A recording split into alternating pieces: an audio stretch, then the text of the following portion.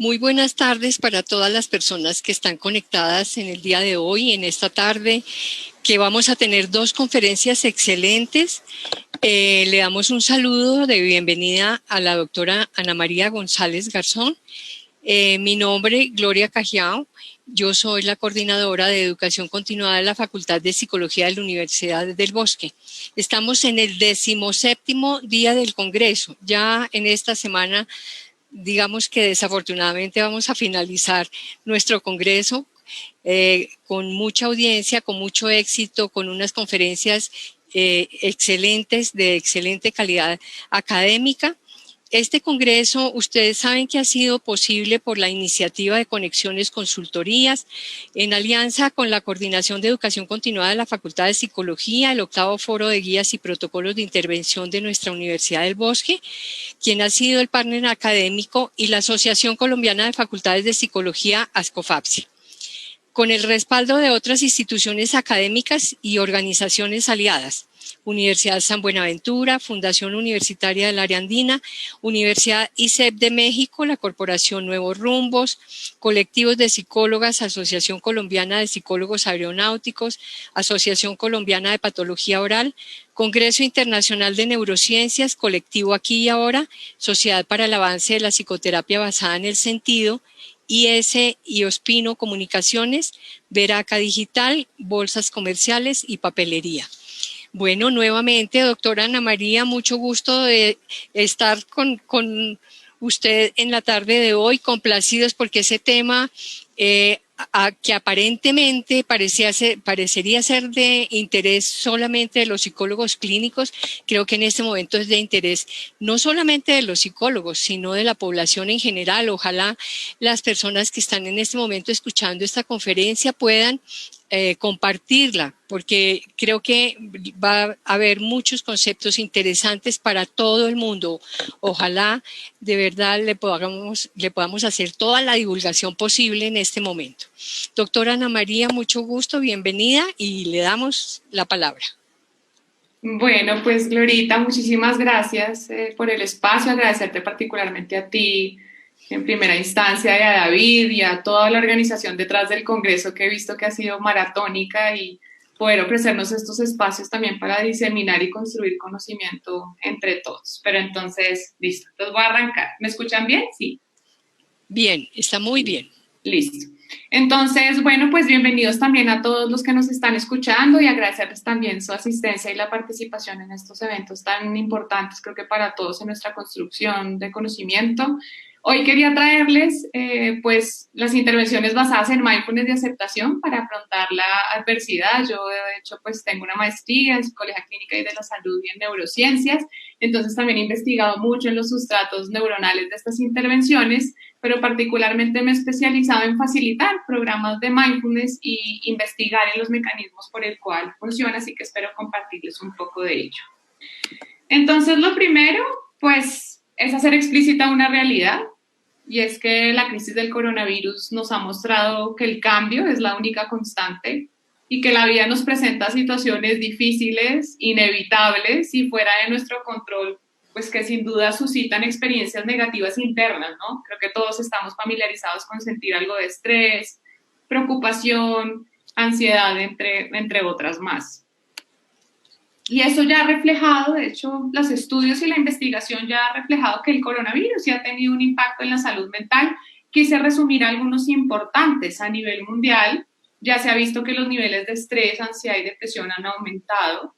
Se han identificado desarrollos de fobias específicas, de trastorno de pánico, de ataque de pánico está siendo muy común. El desarrollo de conductas compulsivas, por ejemplo, relacionadas con el chequeo de la seguridad y los protocolos y de las noticias y de los medios de comunicación. Y esto además se ha visto asociado a alteraciones del estado de ánimo, a dificultades en el sueño y sobre todo dificultades de autorregulación.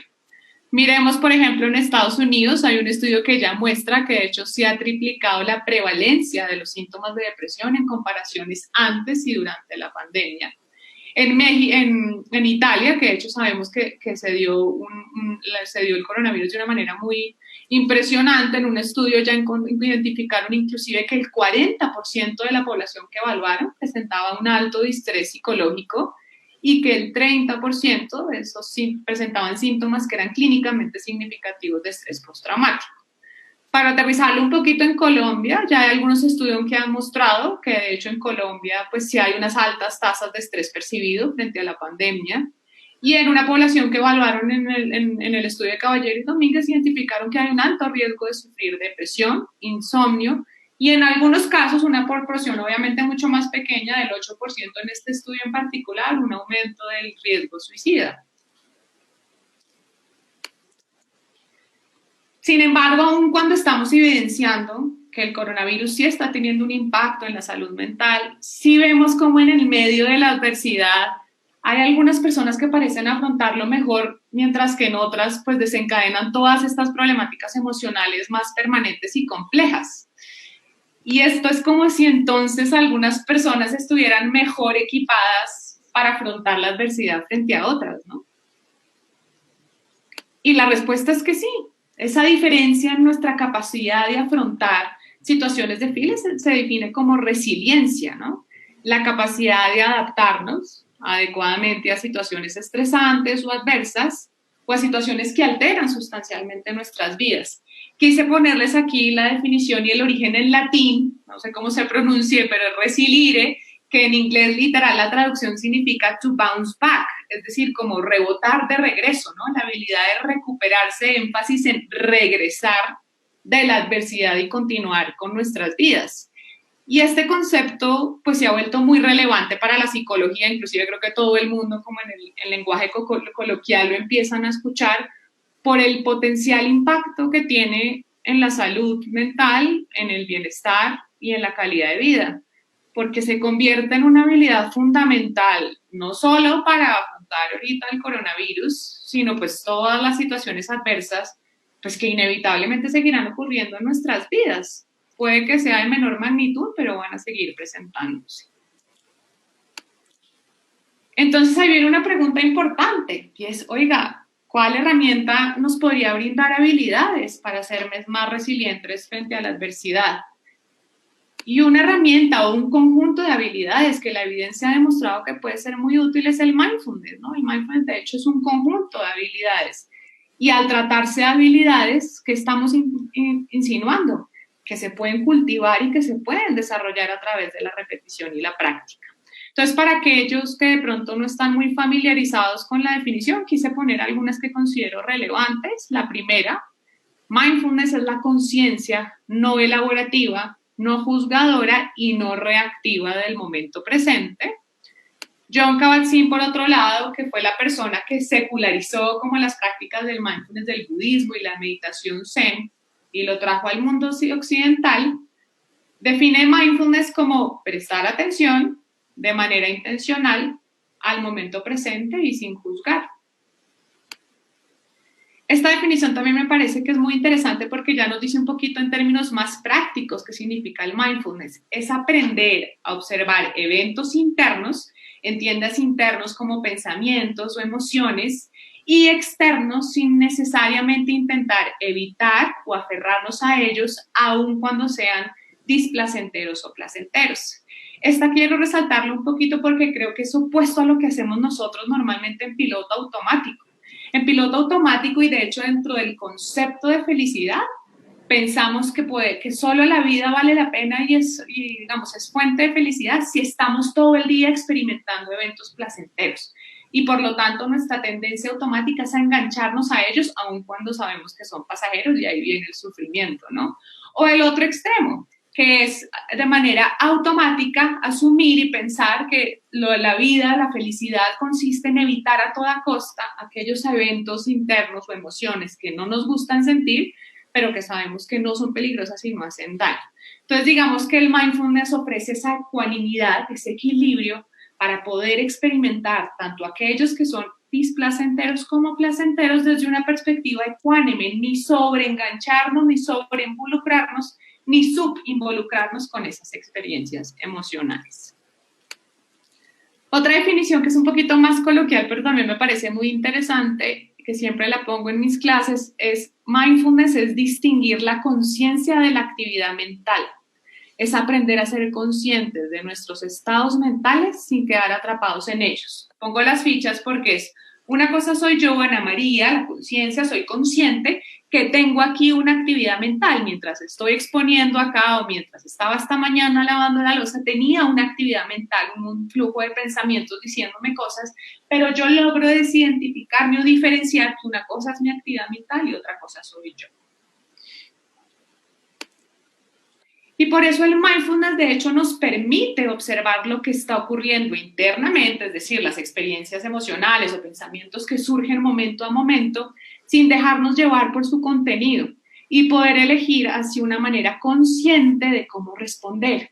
Y aquí fíjense que ya nos está hablando de poder tener esa libertad de elegir, que no sean mis pensamientos, mis emociones y mi piloto automático el que diga cómo voy a responder ante una situación difícil, sino que yo pueda, aún con ser consciente de que están ahí, poder tomar esa decisión intencional de cómo quiero responder.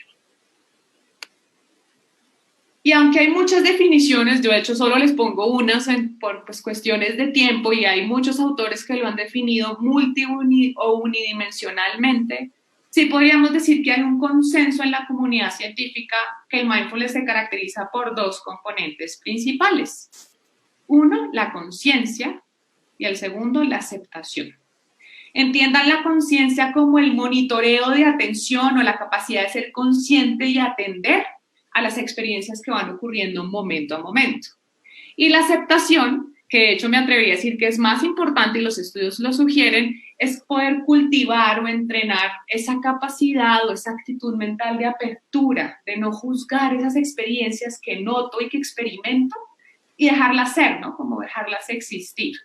Los estudios, de hecho, aquí un dato curioso que quiero meter porque ando recientemente haciendo una revisión de la investigación, encontré que de hecho sí sugieren que la aceptación es un componente mucho más importante que la conciencia, porque han hecho entrenamientos donde solo entrenan en esta capacidad de atender al momento presente sin el componente de aceptación y adivinen qué ha ocurrido. Se presentan efectos paradójicos, terminan aumentando más los niveles de ansiedad o de estrés.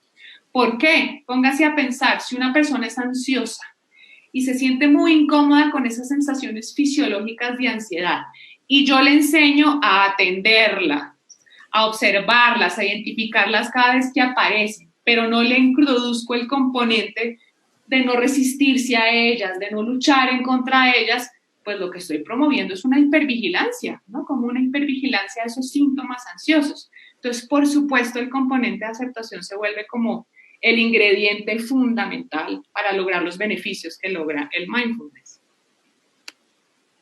Y hablemos de los beneficios. Encontré una publicación que resumía como el número o la cantidad de publicaciones que han existido del mindfulness hasta el 2019 y a la fecha tenían más de 10.000 publicaciones.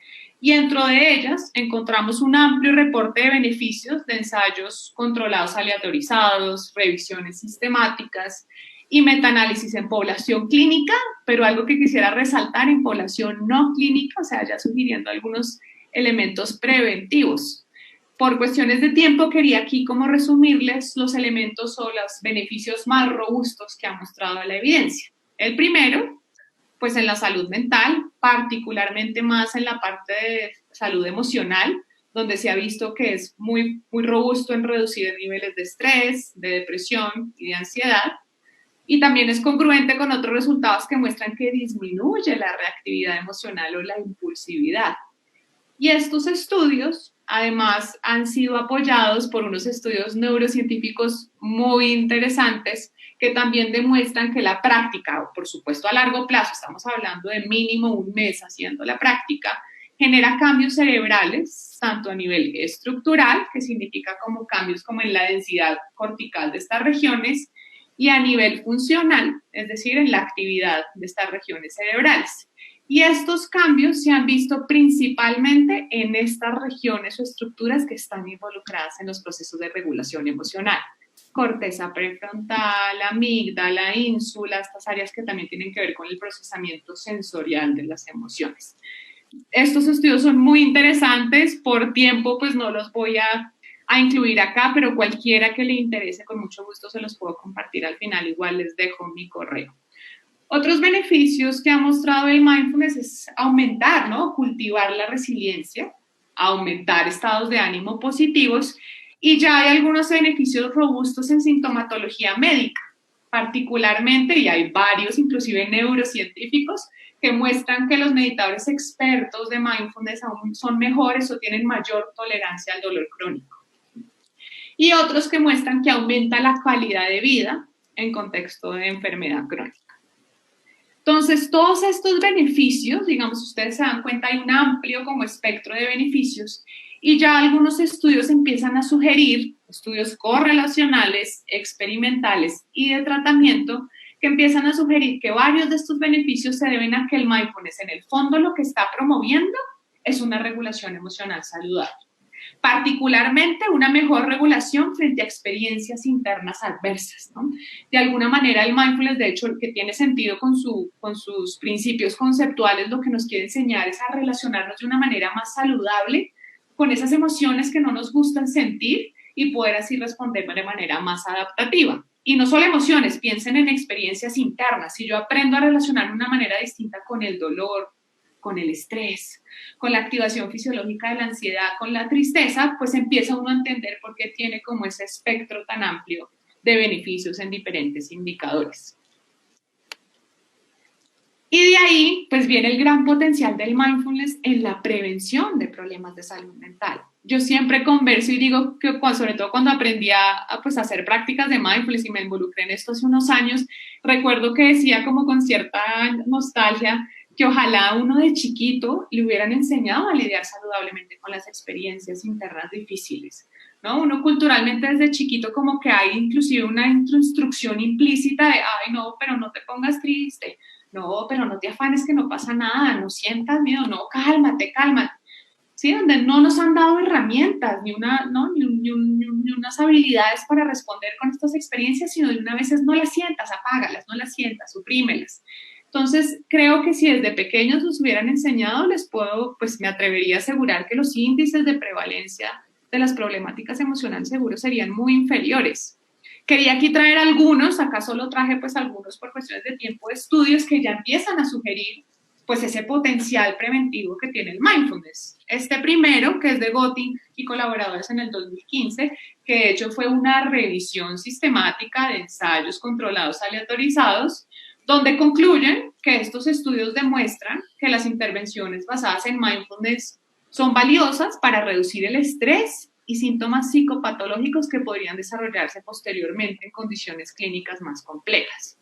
Otro estudio más reciente, del 2019, que muestra que las intervenciones basadas en mindfulness son efectivas para prevenir síntomas depresivos en población universitaria.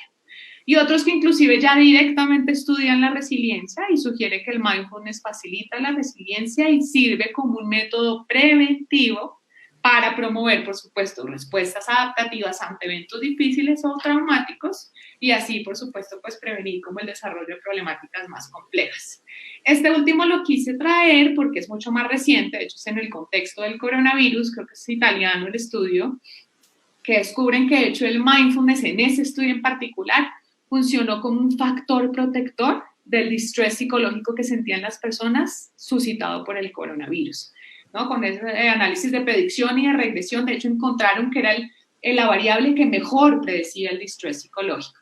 Entonces ahí también empiezan a proponer que puede ser una intervención efectiva en la actualidad para prevenir el desarrollo de enfermedades mentales en contextos del coronavirus. Entonces, fíjense que hasta aquí pues tenemos claro el potencial que puede tener el mindfulness para hacernos más resilientes, particularmente promoviendo una regulación emocional saludable de las experiencias adversas o estresantes. Pero queda una inquietud. ¿Qué significa una regulación emocional saludable? ¿Cómo eso nos hace más resilientes? ¿Ayuda entonces a que nos activemos menos frente a la adversidad o a que nos recuperemos más rápido? Y esa pregunta, que además me pareció muy interesante cuando estaba revisando todos los antecedentes empíricos, fue lo que llevó a que se realizara una investigación pues dirigida por mí con unos estudiantes de la Facultad de Psicología de la Universidad del Bosque, a quien además las quiero poner en fotos para darles pues ese reconocimiento por la colaboración y la gran labor que hicieron acompañándome en el proyecto, en el que quisimos responder a esa pregunta. ¿Cuál era el objetivo de la investigación? Básicamente era evaluar si una intervención breve basada en mindfulness qué efecto tenía en indicadores de salud mental, pero particularmente en la reactividad fisiológica frente a experimentar un momento de estrés agudo. La muestra, pues arrancamos inicialmente con 50 participantes. Después, pues por algunas dificultades con el registro fisiológico, pues terminamos con 43 sujetos. Todos eran estudiantes de pregrado, reclutados voluntariamente de la Universidad del Bosque y tenían edades entre los 17 y los 29 años, con una mayor pues, proporción de mujeres, de 74 más o menos, versus 26% de hombres. Entonces, miremos un poquito el estudio. El estudio estaba dividido en dos fases. La fase 1 buscaba pues, examinar el efecto que tenía la intervención en indicadores de salud mental, particularmente algunos que consideramos relevantes y muy prevalentes y frecuentes en esta población: estrés, ansiedad, depresión y bienestar subjetivo, y comparar esos efectos con un grupo control. Entonces, aquí pueden ver, no sé si se me ve la manito, la flechita, el diseño experimental. Tenemos acá en la mitad pues, la intervención que se realizó basada en mindfulness. Esa intervención duró un mes. Hacíamos una sesión por semana, es decir, 4 sesiones, más o menos cada una de 1 hora y cuarto. Importante, ahí hacíamos la introducción, la psicoeducación, pero mandábamos prácticas y audios guiados para que se pudiera practicar la habilidad y desarrollarla durante la semana. Y pues tomamos los cuestionarios, los aplicamos en el momento previo y posterior para hacer las comparaciones pre-post. En el grupo control, exactamente los mismos cuestionarios. La diferencia fue pues, que lo utilizamos como un grupo control, específicamente un grupo de no intervención, en el que no se realizó ningún tipo de intervención y quedó en lista de espera. Las escalas que utilizamos, pues puede ser importante mencionarlas, pero la escala de estrés percibido para estrés, el BEC, de la versión número 2 de depresión, el BAI para ansiedad, y para bienestar psicológico subjetivo utilizamos 2 indicadores que la evidencia ha demostrado que lo representan, que es la escala de satisfacción con la vida y el PANAS, que mide afecto positivo y afecto negativo. Entonces, esta fue como la fase 1. Miremos la fase 2, que fue un poquito más compleja.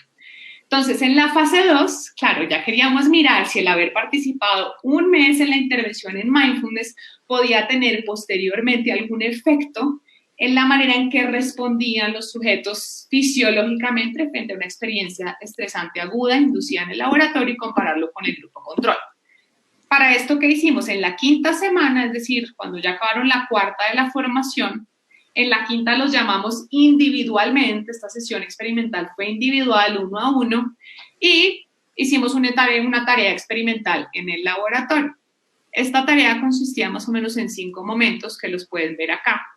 Y durante los 5 momentos medimos la activación fisiológica puntualmente indicada o manifestada o reflejada por la conductancia de la piel. El primer momento es este que ven acá, el cuadrante gris, pues que era tomar la medida de línea base, su activación fisiológica basal. La segunda, quisimos que el grupo de mindfulness oyera una práctica, literalmente hiciera una práctica de respiración que hicieron en el programa, como para entrar en modo mindful, ¿no? Fomentarlo como si fuera alguien que haga la práctica formal en el día a día. Y con el grupo control, para hacer una comparación, pues los pusimos a oír un audio neutro, con un contenido neutro. De hecho, creo que era como descripciones e información técnica sobre la luna. Nos aseguramos que tuviera la misma duración, la grabó la misma persona, etc. La tercera fase, un segundo periodo de reposo para medir la activación fisiológica posterior a hacer la práctica de mindfulness. La 4ª fase, que acá fue la más importante, fue donde hicimos la inducción de estrés, donde hicimos el procedimiento para generar estrés en los participantes. Y la última fase, nuevamente, una fase de reposo para mirar la activación fisiológica después del procedimiento del estrés. Aquí digamos que es particularmente importante las 3 fases de reposo, porque resulta que el componente que medimos de la conductancia de la piel sí exige que los sujetos no reciban estimulación externa del ambiente, precisamente para no introducir artefactos que pudieran activar o aumentar la señal. sin ser pues manifestación de estar activado, de sentir más estrés. Y adicionalmente aquí pueden ver unos 3 lapicitos que se representan que aplicamos también el STAI, de hecho una versión bastante abreviada, que mide pues la ansiedad de estado, y lo hicimos en los mismos 3 momentos de reposo para poder tener una comparación entre estrés autorreportado, subjetivo, y estrés medido pues de manera desde indicadores fisiológicos. Rápidamente, ¿qué hicimos en el procedimiento de inducción del estrés? Esta fue la presentación de los estímulos que vieron los participantes. De hecho, ellos estaban sentados con la mano inmóvil, con los electrodos en los dedos, midiendo la conductancia de la piel. Y durante esta fase, nosotros nos basamos en un protocolo que es muy reconocido en la investigación para suscitar estrés, que se llama el Trio Social Stress Test. Y básicamente ese test consiste como en 2 componentes o en 2 tareas. La primera es, pues, pobrecitos lo que les tocó experimentar, porque la primera, de hecho, es ponerles a hacer tareas cognitivas, puntualmente ejercicios de aritmética y matemática muy complejos, que eran imposibles de solucionar en los tiempos que les poníamos, y además salía como un reloj como grandote haciendo la cuenta regresiva. Y posteriormente, además, les decíamos que al final de todo el experimento iban a tener que hacer una presentación improvisada, un discurso, frente a un panel de jueces expertos que iban a ser, de hecho, profesores y compañeros de ellos, y les mostrábamos, como pueden ver aquí en la imagen, pues hasta el salón ya listo, a punto de recibirlos, y les decíamos que las 2 tareas o las 2 actividades iban a ser un indicador de su capacidad mental y de su inteligencia. Por supuesto, eso activa el estrés, la evidencia pues sugiere y pues demuestra que incluir elementos de incontrolabilidad, es decir, no poder ahí controlar porque los tiempos no le daban, y elementos de evaluación social, de juicio social, ha demostrado que esa combinación pues es activa, pues clarísimo respuestas biológicas y fisiológicas del estrés en el laboratorio. Entonces, antes de profundizar o especificar un poquito en los resultados, quería mostrarles para que comprendan mejor cuando hable de los resultados, el output o el resultado que sacó, por ejemplo, el sujeto 1 en la fase de laboratorio. Entonces, aquí tienen, señalado en azul, son como estas rayitas son los marcadores de eventos, es decir, los que nos diferenciaban cuando empezaba una fase y cuando arrancaba la otra. Aquí pueden ver diferenciada la primer cuadrante, que es la fase de reposo 1, la segunda mientras son en la práctica de mindfulness o el audio control, la segunda fase de reposo, después la cuarta, la inducción de estrés, y la última pues fase de reposo. Esas líneas amarillas que ven, literalmente ya es la señal que nos muestra la conductancia de la piel.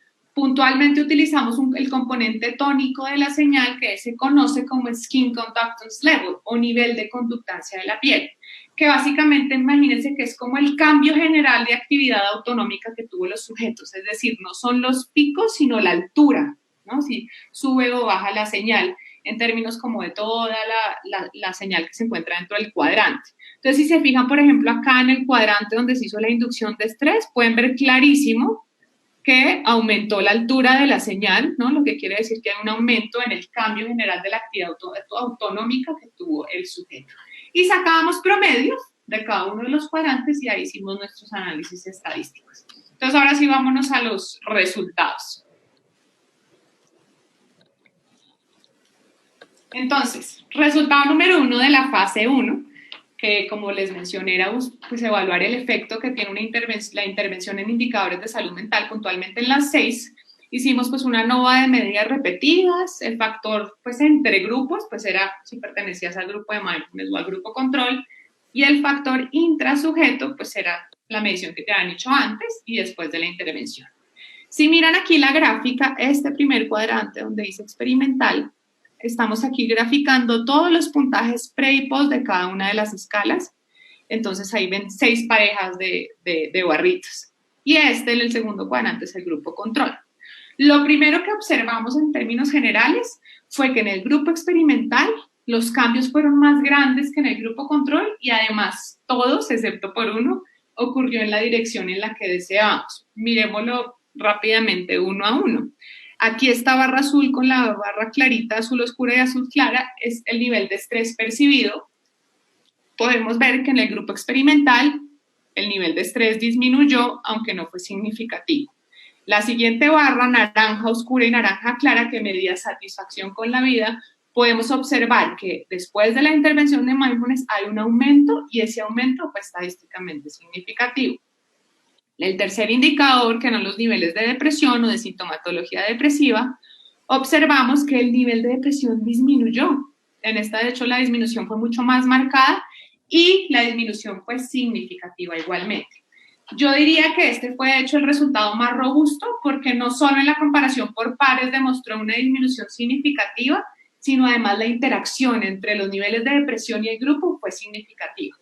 Lo que dice que tus niveles de depresión variaban significativamente distintos a si pertenecías al grupo experimental y al grupo control, que tiene sentido. Fíjense que aquí el nivel de depresión en el experimental disminuye y en el control, de hecho, tiende un poquito hacia el aumento, aunque tampoco es significativo. El nivel de ansiedad, que lo ven en la barra amarilla oscura y clara, aumentó un poquito, sin embargo, no fue significativo, pero nos dejó una inquietud. Y sí, como al final de todas maneras conversamos con todos los sujetos para retroalimentar un poco el experimento, sí creo que hubo una limitación del estudio que hay que reconocerla y es que preciso estos estudiantes estaban en épocas de parciales. Entonces, claramente eso puede influir en que se aumentaran los niveles de ansiedad. Las dos barras grises, podemos ver que en el grupo de mindfulness hubo un aumento, aunque no fue significativo, pero sí aumentó el nivel de afecto positivo. Y en las barras moradas pueden ver que hubo una disminución del afecto negativo experimentado y esa disminución fue significativa. En cambio, si comparan aquí con el grupo control, pues comparen las dos barritas de color oscuro y color clarito y básicamente en todas, más o menos en la mayoría, el nivel es relativamente igual, excepto por el que les decimos pues de ansiedad, un aumento y en depresión, pero no fue significativo. En conclusión, para esta fase, la intervención en mindfulness pareció ser efectiva particularmente para, 1, disminuir los niveles de depresión en estos universitarios, 2, aumentar su percepción o satisfacción con la vida y 3, disminuir el afecto negativo. Vámonos a la fase 2.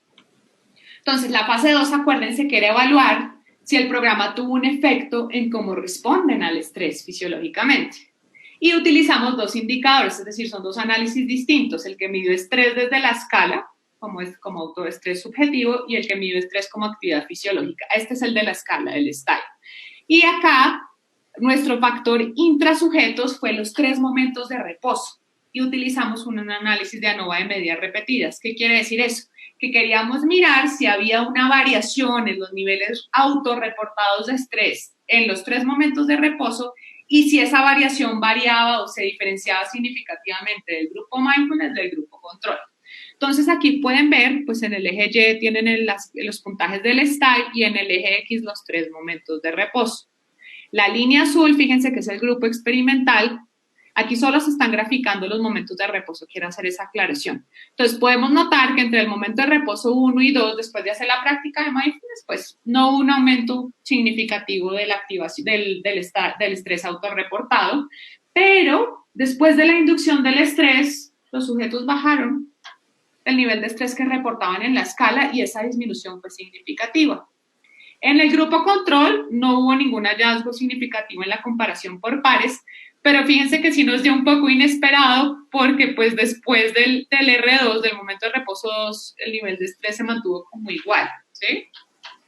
Entonces aquí, pues creemos que en parte, sobre todo los resultados inesperados del grupo control, no nos dieron como lo esperábamos y sí creemos que pudo haber influido o pues influyeron dos variables. Una, que utilizamos una versión muy abreviada del STAI, son nada más 7 ítems, además responden a ellos en 3 momentos muy cercanos en el tiempo, y 2, sospechamos que pudo haber existido algo de deseabilidad social, porque cuando les indagamos al final y retroalimentábamos todo el experimento, varios de ellos, que de hecho eran de psicología, decían, no, es que yo no me dejo estresar fácilmente, yo no me estreso por estas cosas, y pues como este era autorreportado, existía esa posibilidad. Sin embargo, en el del grupo experimental, fíjense que si hay algo curioso y es como si no se hubieran estresado, ¿no? Porque disminuyó el estrés reportado después de la inducción. Tengámosla ahí porque va a haber una explicación.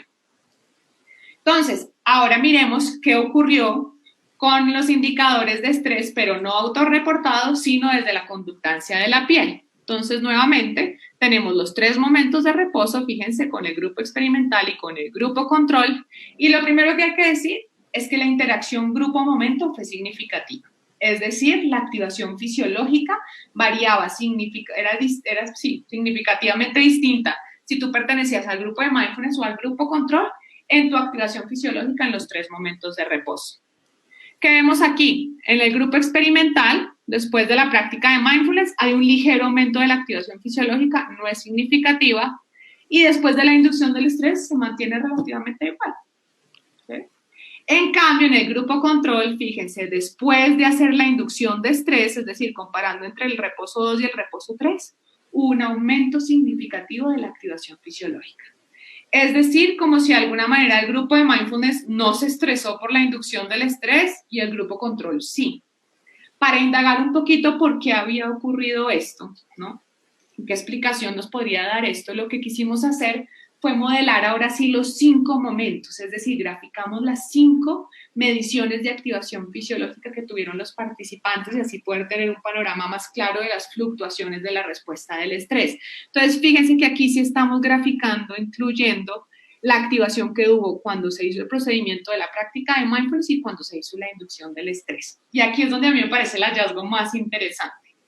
Si ustedes observan, enfoquémonos solo en la zona donde se hizo la inducción de estrés. Si ustedes observan en los 2 grupos, después del momento de reposo 2, inmediatamente arranca la inducción del estrés, ¡pum! La activación fisiológica aumenta y aumenta en los 2 grupos y en los 2 es significativa. Pero en el grupo experimental, una vez finaliza la inducción del estrés, miren, inmediatamente la activación fisiológica disminuyó hasta el momento de reposo 3 y esa disminución fue estadísticamente significativa. En cambio, en el grupo control, después de experimentar el estrés y cuando ya se terminó la inducción, los sujetos siguieron activados. O sea, no hubo una disminución, de hecho me atrevería a decir que hubo una ligera aumento, aunque no fue significativo, ¿sí? Y esto, de hecho, fíjense que nos muestra que el grupo que hizo mindfulness finalizó con una activación fisiológica casi que igual a con la que arrancó antes del estrés. En cambio, el grupo control finalizó con una activación fisiológica significativamente más alta a la que inició antes del momento del estrés, lo que nos está mostrando algo clarísimo. Esta bajadita que tuvo el grupo experimental es el indicador fisiológico o la manifestación fisiológica de resiliencia. Ya vimos en la definición de resiliencia que es la habilidad de bounce back, de regresar de la adversidad. Ellos bajan y regresan a su mismo nivel previo después de experimentar una adversidad. Y a mí este estudio ahorita, aunque se hizo antes del coronavirus, quise mostrarlo porque me parece muy relevante, porque de alguna manera es como una imitación a pequeña escala de lo que pasaría en este momento si una persona viene practicando mindfulness por un mes, hace una práctica que sería este audio, formal en la mañana y en la tarde se entera que arrancó el coronavirus, o que hay una situación, o que perdió el trabajo, o alguna situación estresante, pareciera que estaría sugiriendo que esa persona va a estar mejor equipada por su mes de entrenamiento y por su práctica que hizo previamente en las mañanas para poder recuperarse de la adversidad. Y creo que esto no es un resultado directo del programa, sí sugiere la importancia de la práctica diaria, de la práctica formal, porque por eso nosotros quisimos hacerles que hicieran un audio de meditación previo, porque de todas maneras es una habilidad que hay que mantener y cultivarla en el día a día. Entonces, ahora sí viene una pregunta importante. ¿Qué habilidades basadas en mindfulness aprendieron los sujetos en esta investigación para manifestar esta resiliencia? Entonces, brevemente, digamos que, dado que fueron además 4 sesiones, lo resumiríamos como en 4 habilidades principales. La primera es más un entrenamiento atencional, que tiene que ver con aprender a contactarse y monitorear el momento presente. Lo hicimos por medio de psicoeducación y prácticas de mindfulness que estuvieran orientadas precisamente a conectarse con la experiencia presente. ¿Y cómo lo hacemos?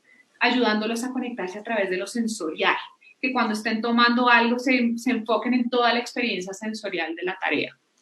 El segundo elemento era más un entrenamiento a nivel cognitivo que lo que buscaba era promover esta desidentificación que se menciona tanto en las intervenciones basadas en mindfulness, es decir, promover una perspectiva de observador y aprender a identificar que los pensamientos son solo eventos mentales que no me definen, que entran y salen de mi conciencia. Yo puedo notar, pero puedo decidir cómo quiero responder. Entonces incluía prácticas de difusión cognitiva, de hecho ese es el término que utilizan en las terapias de aceptación y compromiso, y psicoeducación. El tercer componente, que me atrevería a decir que es uno de los más importantes por lo que les conté, iba orientado a la aceptación, particularmente la aceptación emocional. Entonces hizo toda la psicoeducación de la evitación experiencial, que para los que no saben, pues se define como esa resistencia o renuencia natural que tenemos de no querer sentir experiencias internas desagradables aún cuando no son peligrosas, y empezamos a hacer prácticas para promover la aceptación de experiencias internas que no nos gusta sentir. Nuevamente, como el vehículo siempre es el conectarse con la experiencia sensorial de la emoción. Es mucho más tolerante sentir una emoción si la percibo desde es caliente, está ubicada aquí en mi pecho, es punzante, así la percibo desde mi valoración cognitiva, es terrible, no la quiero sentir, ¿qué voy a hacer si no se me quita? Entonces iba muy orientada a experimentarla desde lo sensorial y a dejar que pasara la curva natural de la emoción. Y el último componente, pues que yo le llamé acá autorregulación de la conducta, era más cómo empezar a promover conductas o respuestas conscientes y no reacciones impulsadas por los pensamientos y emociones pasajeras. Y para eso hay muchas prácticas, que de hecho una de esas está incluida en el MBCT, de entrenamiento en pausas, en hacer pausas conscientes cuando nos sentimos reactivos, poder observar nuestra experiencia interna y ahí sí tomar la decisión de cómo responder. De hecho, estas 4 sesiones o 4 componentes corresponden a las habilidades centrales que se enseñan en varias intervenciones basadas en mindfulness. Algunas, por supuesto, incluyen otros componentes, pero hacen parte de las habilidades centrales que se enseñan en mindfulness, por ejemplo, en el programa de MBSR, de Jon Kabat-Zinn, del Mindfulness Based Cognitive Therapy de Segal y colaboradores, que de hecho es un estudio, un programa que se hizo para prevención de recaídas de la depresión, en la terapia de aceptación y compromiso y en el DBT de Marshall Lynch. Entonces, digamos que hasta ahí fue nuestra investigación. Sin embargo, yo quería aprovechar esta presentación, y no me demoro mucho en esto, para compartir una experiencia exitosa, ya aplicando estos principios o estas habilidades de mindfulness que les acabo de contar en pleno contexto de coronavirus. Y esto se hizo en el marco de un proyecto de práctica que hicieron unos estudiantes de los Andes de psicología que estaban bajo mi supervisión para responder a una necesidad puntual. Y era que en el Instituto Nacional de Demencias Emanuel, por supuesto cuando arrancó esta crisis, todos los adultos mayores los mandaron a cuarentena, pero no solo prolongada, sino extrema, casi que solos, encerrados en sus cuartos, y la institución empezó a preocuparse porque empezaron a manifestar altos niveles de preocupación, de ansiedad, ciertos síntomas de depresión, sobre todo porque estaban completamente inactivos, y mucha preocupación, ¿no? Entonces, lo que ellos desarrollaron fue un manual, que de hecho lo denominamos Rutinas del Bienestar, en donde presentaban o proponían 4 rutinas para amistarse con la cuarentena para el adulto mayor. La rutina 1 se llamaba Acostúmbrate a percibir las pequeñas cosas. Y precisamente era orientada a este principio atencional de conectarse con el momento presente y con la experiencia sensorial de las cosas. La rutina 2 se llamaba Acostúmbrate a sentir tus emociones, que pues podría ser como el homólogo a todo este entrenamiento de promover la aceptación emocional. La rutina 3 se llamaba Acostúmbrate, o se llama Acostúmbrate a ser un observador de tus pensamientos. Entonces, todo este principio de promover la desidentificación y la difusión cognitiva. Y la rutina 4, Acostúmbrate a hacer lo que te hace feliz. Empezar a promover, a pesar de sentir miedo, a pesar de tener pensamientos y preocupaciones del coronavirus, aprender a generar conductas conscientes que fueran encaminadas a vivir una vida valiosa, a hacer actividades valiosas dentro de la cuarentena y dentro de ese encierro en el que estaban. Solo un ejemplo, quise como solo sacar un ejemplo del manual de cada uno de los capítulos. Fíjense que este primero, que dice hora de levantarse, era del principio para conectarse con el presente. El manual lo que hacía era poner como una lista de actividades diarias que podían hacer el adulto mayor, que inclusive varias eran de rutina, pero incluía instrucciones para instruirlos y orientarlos en cómo experimentar esa actividad desde la conexión del presente, desde la conexión sensorial, con la estirada de las manos, con el aire, con abrir la ventana y mirar el paisaje, etc. Este segundo que ven acá, donde se ven unos carritos como en una autopista, es, por ejemplo, un pedacito del capítulo que promovía la difusión cognitiva. Entonces explicaba, como en términos, como en una metáfora, que los pensamientos son como carros pasando en una autopista, y que al igual que como entran y salen de nuestra conciencia, ¿no? Entonces era como un poco estar a la parte de psicoeducación de ese pedazo del manual. El siguiente que ven acá, que es una persona como poniéndose la mano acá en el pecho, era parte del capítulo de aceptación emocional, que ahí daba como unos tips y unas orientaciones de cómo experimentar una emoción difícil cuando ocurriera en la cuarentena. Y el último que ven acá, pues ya era del capítulo de cómo promover conductas conscientes orientadas a valores. Entonces, el manual, aunque pues no lo pudimos pilotear porque obviamente tuvimos que presentarlo y ellos lo desarrollaron con una inmediatez impresionante para atender pues, el problema que se estaba presentando, no se piloteó, sin embargo, fue muy bien acogido por la institución y ahorita hace parte del material oficial que ellos usan para el acompañamiento telefónico o domiciliario que hacen al adulto mayor mientras se mantienen en sus casas. Igualmente está publicado, en caso que lo quieran ver porque está completo, en la página de Psicología de los Andes, dentro de las guías y tips para atender la emergencia del coronavirus. Y al contrario, lo que queremos es diseminarlo. Los estudiantes, de hecho, hicieron una diseminación enorme, tanto que también lo pueden encontrar en la página de Facebook, en REPSIC, en la Red de Prácticas Profesionales, porque el producto fue elegido para representar a Bogotá en el Encuentro Regional de Prácticas Exitosas.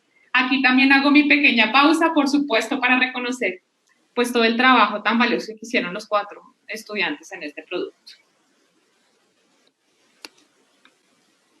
Entonces, para cerrar, sí quisiera como aclarar un poco que aquí no estoy proponiendo un nuevo protocolo para pues, intervenir sobre condiciones clínicas, ni un nuevo programa de intervención en crisis.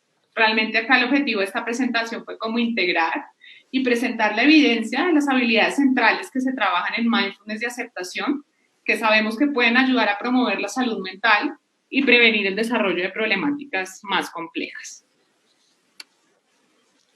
Entonces, para cerrar, pues sí, creo que hay que hacer algo explícito y es que definitivamente pues el cambio es una constante en nuestras vidas y este cambio nos va a traer tanto momentos positivos como momentos adversos que son inevitables. Pero yo creo que el cambio también precisamente implica que esos momentos adversos también vendrán y pasarán, ¿no? Sin embargo, es una realidad que no contamos con una píldora mágica pues para eliminar esas experiencias internas que no nos gusta sentir, porque además hacen parte de la condición humana y cumplen una función. Y por eso creo que este tipo de temas es fundamental para que empecemos a cambiar esa cultura como de querer someter a nuestra voluntad las emociones y querer que suban y bajen o se eliminen cuando nosotros le demos la orden, y más bien empezar a desarrollar y promover una cultura o habilidades en las que podamos aprender cómo a relacionarnos de una manera más saludable y compasiva, ¿no? Con estas experiencias internas desagradables, para que precisamente nos ayuden a regresar, a bounce back de la adversidad mucho más fácil, ¿no? Y piensen en la adversidad desde la amenaza de un virus, un conflicto interpersonal, un reto laboral o cualquier pensamiento o emoción que en general nos guste sentir o nos esté costando como experimentar y afrontar. Y pues una posibilidad que está al alcance, además de todos, pues son estas prácticas de mindfulness, que en el fondo solo requieren intención, repetición y práctica.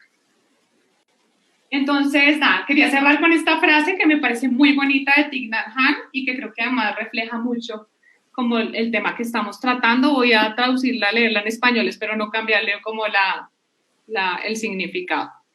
Entonces, si nos enfocamos exclusivamente en perseguir la felicidad, probablemente percibiremos el sufrimiento como algo que debe ser ignorado o resistido. Pensaríamos en él como algo que se mete en el camino o obstaculiza la felicidad. Pero el arte de la felicidad también es al mismo tiempo el arte de saber cómo sufrir bien. Si sabemos cómo utilizar nuestro sufrimiento, podemos transformarlo y sufrir mucho menos. Saber cómo sufrir bien es esencial para realizarnos en nuestra verdadera felicidad. Entonces creo que con eso cierro. Muchísimas gracias a todos por la atención. Dejo de todas maneras pues mi correo y mi LinkedIn en caso que quieran información, artículos, con mucho gusto se los facilito. Igualmente la presentación, pues aunque sé que la van a subir acá, yo creo que la subiré en mi LinkedIn para poder compartirla y pues nada, creo que pasamos a si hay alguna inquietud o pregunta, Glorita, de la presentación. Sí, Gracias, doctora Ana María, por tan excelente conferencia y el estudio, que me pareció una maravilla, porque usted hace un ejercicio más bien interesante, y es mostrar también las falencias o las debilidades y mirar a futuro cómo podría de pronto replicarse este estudio, controlando algunas variables que de pronto en ese momento incidieron seguramente sobre las medidas, etcétera. Ese es un ejercicio bien interesante para los psicólogos jóvenes que nos están escuchando. Bueno, aquí hay una pregunta relacionada con la depresión que me parece importante. Alex Reyes dice, teniendo en cuenta que la depresión se produce por una alteración de los neurotransmisores, ¿cuál es el efecto del mindfulness para lograr prevenir los síntomas en la depresión? Ok, entonces digamos que pues voy a tratar de ser un poquito breve, pero se sabe que hay pues factores también cognitivos que juegan en la recaída de la depresión. Por supuesto hay unas vulnerabilidades neuronales, sobre todo en las transmisiones, pues en estas déficits de transmisiones de neurotransmisores, pero también se sabe, si ustedes conocen un poco la teoría de Beck y la teoría cognitiva de la depresión, que mucho de lo que causa la depresión y sobre todo que está asociado con las recaídas es estos pensamientos negativos, la triada cognitiva, ¿no? Hacia el futuro, hacia los demás y hacia mí mismo. Entonces, mucho de lo que se promueve, por ejemplo, en el programa de MBCT, que es el de Sigal, es aprender a observar esos pensamientos negativos desde una perspectiva de observador, ¿no? Precisamente mucho de ese programa trabaja en lo que es la difusión cognitiva. Aprender a observar y a aceptar que yo, como una persona que sufre depresión, tengo esa tendencia a tener pensamientos negativos hacia esos tres elementos, pero aprender a observarlos como eventos mentales y no dejarse enganchar por su contenido. Entonces, digamos que esa es la estrategia y son prácticas la mayoría orientadas a esos para prevenir pues, las recaídas de la depresión. Ok. Bueno, hay otra inquietud aquí que plantea, es más, ¿dónde podríamos comunicarnos? La doctora Ana María está poniendo aquí sus datos para que de pronto se puedan comunicar, porque está interesada en seguramente entrenamiento como profesional y para aprender a mejorar las técnicas y cómo gestionar mejor las técnicas, la ansiedad. Entonces, pues la invitación es a que aquí están los datos para que los tomen. Muchas felicitaciones, les encantó la ponencia, la felicitan, doctora, por su ponencia tan clara, tan amena, tan valiosa. Yo no quiero dejar pasar esta oportunidad para que hablemos algo. Yo he tenido el beneficio de compartir con la doctora Ana María. Tuvimos un inolvidable retiro en silencio de 5 días cuando vino el doctor Bob Stoll y de pronto algunos entrenamientos. Bueno, pero y yo veo, yo quiero que alguien lo repita, porque de pronto si hay estudiantes míos acá me lo oyeron muchas veces. La doctora Ana María tiene su maestría en psicología clínica y de la salud, pero tiene una maestría en ciencias y neurociencias cognitivas o cognitivas mejor, pero además tiene una formación como facilitadora del programa de reducción de estrés basado en mindfulness, que lo tomó con la Universidad de California en San Diego. El mindfulness se puso como de moda. Yo lo que he visto, y es una queja que tenemos de pronto de la comunidad y dentro de nuestra disciplina, el que de pronto mucha gente, con el hecho de haber tomado un taller de fin de semana, empiezan a aplicar mindfulness y hacer talleres para entrenar, ¿sí? Bueno, pues obviamente esto nosotros los psicólogos en primera instancia lo rechazamos, pero también dentro de los profesionales de la psicología también uno ve que de manera, yo diría, un poco irresponsable. Yo creo que esto no es como de leerse un manual y entrenar. Pienso que de alguna manera es algo que uno tiene que vivirlo, vivenciarlo, estudiarlo, interiorizarlo, practicarlo por mucho tiempo, leerlo, releerlo y hacer mindfulness un año para uno poder sentir que está en capacidad. ¿Qué recomendaciones, doctora, ustedes de su práctica, desde su experticia, desde el conocimiento que tiene, les daría en este momento y en este contexto a los psicólogos que nos están escuchando. Entonces, pues sí, creo que tocas un punto muy importante y sí, eso ha sido como el efecto contraproducente de que se haya vuelto tan popular este término, que inclusive algunos lo enseñan como una técnica. Y yo me atrevería a decir, inclusive por mi propia experiencia con el mindfulness y con cómo me ayudó a manejar la ansiedad, que más que una técnica se vuelve un estilo de vida, ¿no? Una manera de relacionarse distinto con todo eso que sentimos. Y pues claramente eso no ocurre de la noche a la mañana, ¿no? Y una cualidad fundamental de las personas para cuando quieran facilitar mindfulness, y de hecho se lo piden a uno cuando uno se va a formar, una cualidad y un requisito. El requisito es llevar mínimo 1 año haciendo prácticas y habiendo hecho un retiro, algunos piden 2, como el que hicimos contigo, que son 3 o 4 o 5 días inmersos en prácticas permanentes, pero adicionalmente también pues no se exige, pero esto sí más es que se recomienda una cualidad, y es que dicen, pues si usted no personifica el mindfulness, no lo facilita desde su propia conciencia cuando está dictando los cursos, es muy difícil poder hacer una facilitación asertiva, ¿no? Y consciente y presente. Entonces, la sugerencia sí sería arrancar por formarse. Hay muchas opciones para formarse. Yo arranqué por mi práctica personal. Yo al comienzo no me formé, sino me acuerdo que me encontré con este tema cuando hice la maestría en los Andes, y para mí al comienzo sí era una técnica y lo leía, pero empecé a oír audios. Hay muchos audios en YouTube. Yo les puedo facilitar con mucho gusto varios audios, inclusive directos de Jon Kabat-Zinn, para que ustedes empiecen a explorar en su propia práctica personal cómo generan ustedes cambios y cómo ustedes van generando esos cambios de la relación, cómo se relacionan con eso que no les gusta sentir. Lo segundo es, si después de su práctica personal quieren realmente formarse para facilitarlo, hay muchas opciones, y la primera sugerencia sería hacer un MBSR. Varias formaciones ya formales piden no solo que tú tengas 1 año de práctica, sino que hayas hecho un MBSR como paciente, entre comillas, como consultante. Porque si yo no sé cómo atravesar desde mi propia conciencia todo lo que emerge y cómo cultivar esa aceptación, pues va a ser muy difícil guiar. Y ya como tercera instancia, pues ya sería hacer una formación formal. Digamos, yo ahorita estoy continuando haciendo la mía en la Universidad de Brown, que estoy haciendo pues la segunda fase del entrenamiento. En la Universidad de California, San Diego también se puede hacer. Hay como 3 o 4 universidades en Estados Unidos que además tienen sedes. Hay unas en España, en Miracara, el Instituto Mexicano de Mindfulness también está. Hay otro que creo que se llama Salud y Mindfulness en Argentina. Hay muchos que están ofreciendo las fases de formación ya como más formal, y es que obtienes al final una certificación para facilitarlo. Entonces creo que en principio sería eso, pero por supuesto siempre empezar desde la práctica personal y la exploración personal. Ya como lo dicen, inclusive varios autores dicen, oiga, esta vaina del mindfulness es muy difícil explicarla conceptualmente. Y sí es difícil, para mí a veces es un reto inclusive en las clases, porque realmente hasta que uno no lo experimenta, no entiende un poquito en qué consiste y en qué se trata eso de cultivar aceptación, por ejemplo, que realmente se atraviesa desde la experiencia propia. Pues creo que sería como eso lo más importante.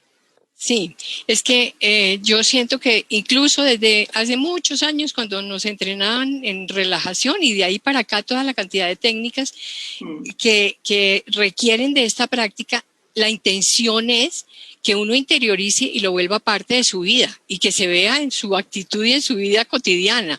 Esto tiene que tener una transformación para el individuo y se tiene que dejar ver. No es como hacer aeróbicos. No es un entrenamiento, y así no se entrenan los pacientes. Esto es de interiorizar y es de un cambio de vida. Y esto produce, como cualquier práctica contemplativa, pues una riqueza espiritual, y le procura a uno como psicólogo su crecimiento y desarrollo espiritual. Yo siento que era importante que dijéramos todo eso, porque me parece importante clarificar que es que... Y la práctica, ¿no? O sea, en este es fundamental tener una disciplina con la práctica, porque toda la vida hemos estado en piloto automático. O sea, yo en mis 36 años uno acostumbrado a vivir, al contrario, tiene que compensarlo con hacer otros 36 años lo opuesto, que es cultivar desde la práctica informal y formal la conciencia, porque si no se queda como una cosita que existe en el momento, se acabó, y no se generaliza, ¿no? Como que no permea las demás áreas de tu vida, entonces ahí no se ve mucho el beneficio. Doctora Ana María, muchas felicitaciones mandan aquí. Excelente, maravillosa su exposición, satisfechos, contentos, les aclararon muchos conceptos, los dejan además entusiasmados con el entrenamiento. Bueno. Entonces, agradecidos con la participación, maravillosa su exposición y ojalá esto lo podamos volver, además, un seminario dentro de poco tiempo, ¿cierto? Más formal. Yo feliz de poder hacerlo. Boto otra cuñita que se me olvidó mencionar, por lo que mencionaste lo de intereses en formación. Ahorita yo, de hecho, estoy dictando con una compañera en la Universidad de los Andes en educación continua, que lo dicto todos los segundos semestres, llevamos como 4 años dictándolo, un curso de actualización profesional para introducir qué es mindfulness y cómo aplicarlo a nuestro contexto profesional de psicología. Entonces, pues ahorita ya arrancó, pero el otro año siempre entre septiembre y octubre lo estamos dictando. Y también en Respira, que es una ONG en la que yo trabajo, que es maravillosa, que creo que yo te la he comentado, que de hecho se dedica a diseminar programas de mindfulness para cultivar y promover la construcción de paz en Colombia. Lo pueden buscar, Respira Colombia en Facebook y en Google. También se están ofreciendo los MBSRs, que son los que les digo que sería buenísimo hacerlos primero como participantes en aquellos que estén interesados en facilitar o aquellos que simplemente quieran ahondar y como promocionar un poco más su salud mental y bienestar. Entonces faltan estas 2 cuñitas y ya. Bueno, doctora Ana María, aquí está Claudia Marcela Gutiérrez, que es nuestra próxima, nuestra próxima ponente. Está lista ahí. Sí, te manda a saludar, excelente, Ana María, felicitaciones. Grande, o sea, aquí que me quedaré viendo también la presentación de ella. Está muy bien. Muy a la expectativa. Muchísimas gracias, doctora Ana María, de verdad que empezamos esta noche muy bien. Bueno, Clarita, un abrazo a todos, muchísimas gracias por el espacio, que tengan una bonita noche y muchos éxitos. No se desconecten, por favor, unos minuticos, ya estamos con ustedes.